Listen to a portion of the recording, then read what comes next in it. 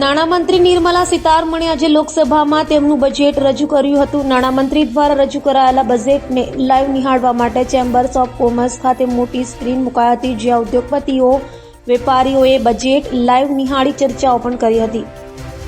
નાણામંત્રી નિર્મલા સીતારમણે સવારે 11 વાગે લોકસભામાં તેમનું બજેટ વાંચવાનું શરૂ કર્યું હતું। કેન્દ્રીય નાણામંત્રી નિર્મલા સીતારમણ લોકસભામાં બજેટ રજૂ કરી રહ્યા છે। તેમણે કહ્યું, ભારતની જનતાએ વડાપ્રધાન મોદીના નેતૃત્વવાળી સરકારમાં તેમનો વિશ્વાસ વ્યક્ત કર્યો છે। તેઓ ઐતિહાસિક ત્રીજી ટર્મ માટે ફરીથી ચૂંટાયા છે। મુશ્કેલ સમયમાં પણ ભારતની અર્થવ્યવસ્થા ચમકી રહી છે।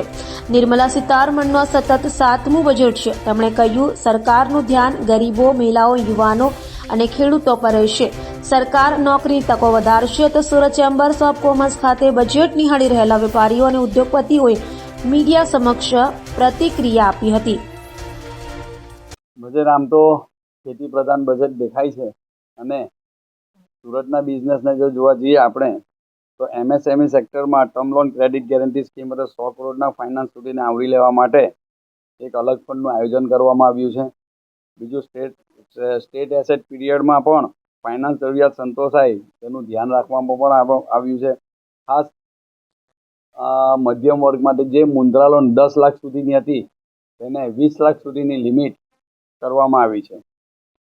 બીજું વિવાદથી વિશ્વાસની સ્કીમ 2024 બાબતે એ લોકો નિર્ણય લેવામાં આવ્યો છે। તેમાં જે જૂના કેસો પેન્ડિંગ છે તેનું જલ્દી નિરાકરણ થશે અને વિવાદથી વિશ્વાસ સ્કીમ હેઠળ જે કોઈક સમાધાન થાય તેમાં સરકારની બી થોડી આવકો વધશે એવું લાગી રહ્યું છે।